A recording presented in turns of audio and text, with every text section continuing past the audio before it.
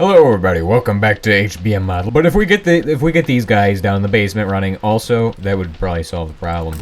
Stop shooting me, bro. Just stop. I don't need this in my life at all.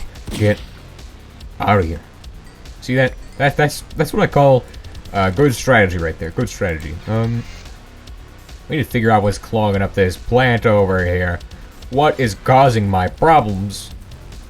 And we must solve these things, okay? So it looks like naphtha's clogged. Naphtha's pretty nice. It's a heavier substance, you know? You get it straight from the refinery. Actually, this tower here is this atmospheric distillation tower, and basically how that works is it separates out your basic your components. Okay, now this is interesting here. Not sure why industrial oil is clogged with engine lubricant. Or not. I don't know where the oil's at. Seems interesting. Oh, okay. Switch that guy to going into here. Oh my, that is a ton of motor oil. This stuff I don't really need. My inventory is clogged. I just need to use my ore processing setup to process it. So how do you get Hbms? Well, we need to do a bit of work here. We need to deplete these rods. So I'll probably have to be back in a bit. Alright, so while I was gone, these guys have been doing a pretty good job depleting it. You can see they are much more depleted than when we last saw them, probably. I don't know. I don't know how much they depleted. They probably didn't deplete too much. So yeah, this guy is doing nice. Look how much lead we got in this. These boxes will fill up very quickly. Okay, so cooling drum. How is a cooling drum? Well, actually, cooling drums, they just use the things I made that were absolutely useless to us last episode. So cooling drum, as you can see, no, that's not it. Drum. This guy, right here. 4 lead and 2 iron bars. You know what? If we got time, I will show you how to automate this.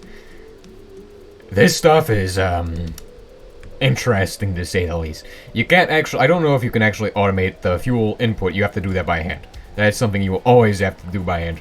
However, there is technically enough slots on this. You could somehow automate that. Actually, you could automate that using literally just a drill. Yeah. And another crafting setup. And also maybe a Silex with rocket ship probably too. Because you need to get zirconium rods. You could just recycle the actual, what are they called? What are those? Yeah, you would literally just recycle the fuel rods. You wouldn't need that. What am I saying? Alright, so there's a wonderful machine called an automatic crafting table, and that is, it looks painful. Don't think this thing is a pain in the butt. This is, actually really simple. In fact, it's so simple. I just now noticed we got 2 enhanced circuits right here. Well, after you finish this, you can brag to your friends about how you got a fully automatic, all-natural reactor. It's very nice. Automatic crafting table. I highly recommend using energy cables for this. Not like the coated ones. Just these red copper cables will do because these are nice and cheap, like really cheap. And I've been using the expensive ones the whole time. So the first step in processing these is to put them into this box, and then we put them into another box. And that removes the actual thing. So this box here, this guy, is going to be hooked up to the crafting table. Crafting table will need energy from the actual plant itself, which is why I've brought this lovely cable right here. This will hook right into this guy. Ignore the fact that it broke the wall there. That's just how this looks regularly. Which, now that that's done, this guy will eject one of these guys, shove it into this guy, he'll do his stuff. Then we need to make another setup. This time for the cooling drum. Alright, so I got this crate here. What this will do is this will store all the fuel rods that are empty.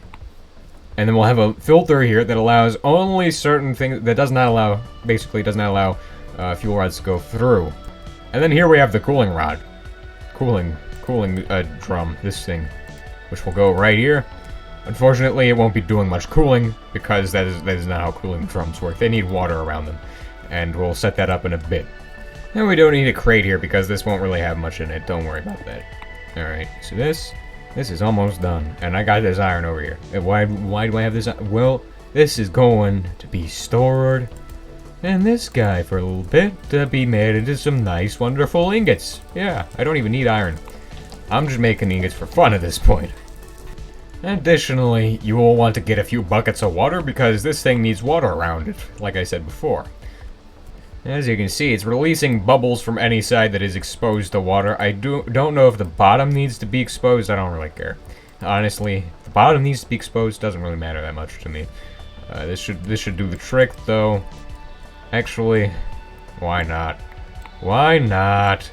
Okay, we got some varmint in the basement down here. Stop! Just stop. That's enough. That is enough. But first we gotta get everything set up, and we also need to figure out how we're gonna blow the stuff up because this is interesting. And I don't know where we're gonna blow the stuff up at. My guess, over there.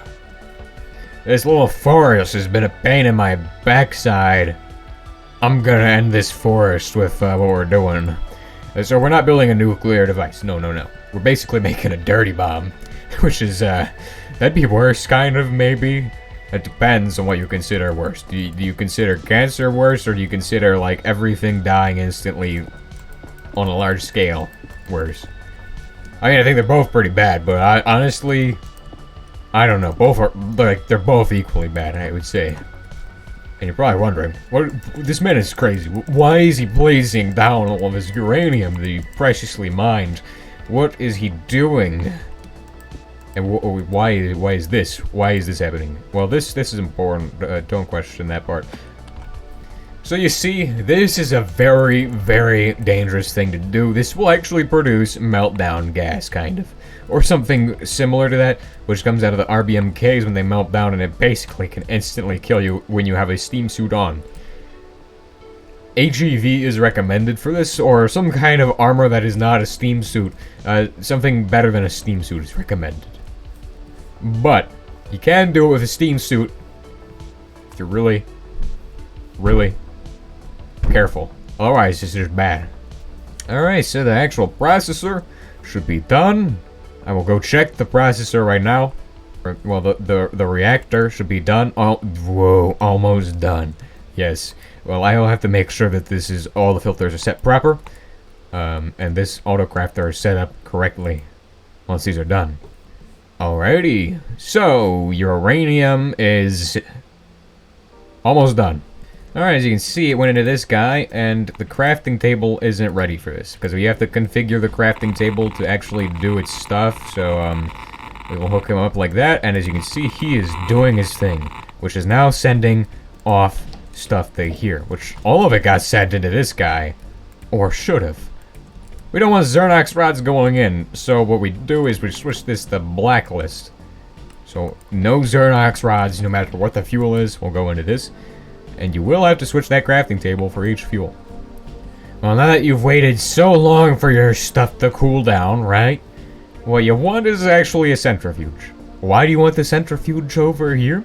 Well, this is where you can actually just completely automate this stuff. You don't even have to do this by hand at all. You can just literally have this guy do it for you. If you can manage to place him down, which I'm having trouble doing right now because just place it. Just do it. Come on, it's not that tall. Oh, it's 3 blocks tall, I forgot. Which now we're pretty much set up for next episode when we make Hbms. This will automatically process all my uranium from this guy and will convert it into the stuff we need, which is nuclear waste, so we can make a dirty bomb. Probably shouldn't say that, but hey, we're making nuclear waste here. A depleted natural uranium fuel. And, plutonium-239, which is used in making bombs. I'll see you next episode.